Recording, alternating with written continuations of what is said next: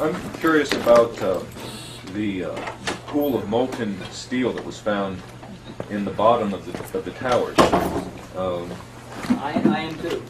And Please tell me about it. Have you seen it?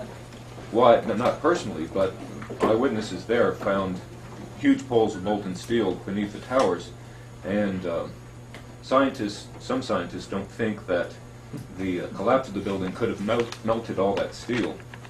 And physics professor analyzed some of the steel, and Stephen Jones, and he found evidence of thermate residue, which would explain how the buildings collapsed by means of pre-planted explosives. So, have you analyzed the steel for any of those residues? First of all, let's go back to your basic premise that there was a pool of molten steel.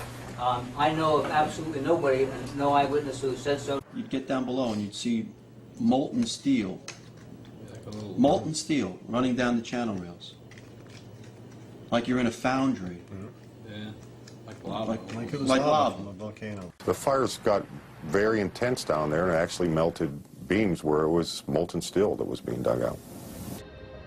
It's this fused element of steel, molten steel and concrete and all of these things all fused by the heat into one single element. And almost like a chunk of lava from Kilauea or Iceland, where they're very sharp but breakable shards on the end here. This 8-ton steel I-beam is 6 inches thick. It was selected to be preserved for future generations for the near-perfect horseshoe-like bend formed during the collapse. I found it hard to believe that it actually bent because of the size of it and how there's no cracks in the iron. It bent without almost a single crack in it. It takes thousands of degrees to bend steel like this. Typically you'd have buckling and tearing on the tension side, but there's no buckling at all. You saw steel, some of the thickest steel I've ever seen, bent like a pretzel. And you just couldn't imagine the force that took. Where the grapplers were pulling stuff out, big sections of iron that were literally on fire on the other end. They would hit the air and burst into flames, which was pretty spooky to see.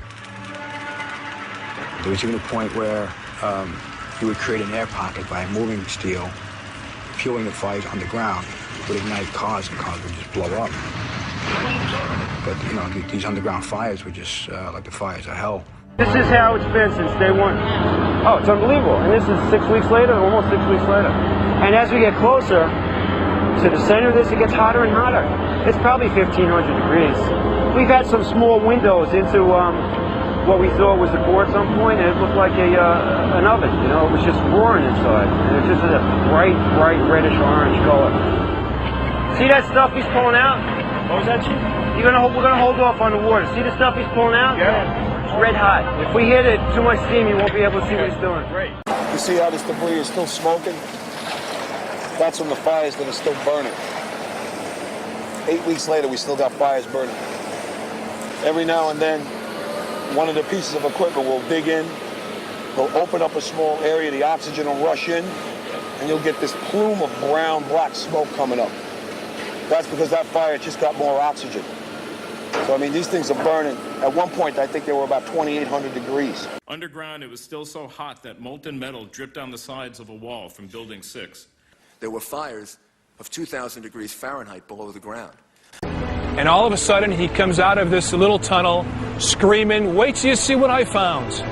And he pulls in ministers and officials, and there, this cross is fully extended, melted together with the intense heat. The two beams were never initially part of the same structure. Heat literally melted them together. And the piece of metal that's draped over was molten metal that had literally fallen over one of the arms. Steel-toed boots is one of the biggest things. Steel-toed boots? Steel-toed boots. Out still on the rubble, it's still, I believe, 1,100 degrees. The guy's boots just melt within a few hours. It was literally steaming. Your boots would melt in certain areas. That's how hot it was. The steel was coming out red in certain areas from the first couple of weeks at least. Go back to your basic premise that there was a pool of molten steel. I know of absolutely nobody, and no eyewitness who said so, nobody who's produced it. I was on the site, I was on the steel yards, so I don't know that that's so. There's video of it. Melted around 2,600 degrees Fahrenheit. I think it's probably pretty difficult to get that kind of temperatures in a fire. So I don't know the basis. I can't address your question if I don't know the basis. Well, NASA pictures, thermal images showed those sorts of temperatures in the basement. Would you send them to me? Okay.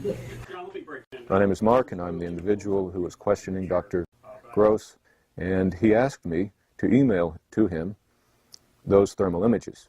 When I approached him after his talk to get his email address for that purpose, he refused to provide it to me. I think this is important because it reveals the attitude of the NIST investigators, which is one of willful ignorance of what really happened on 9/11.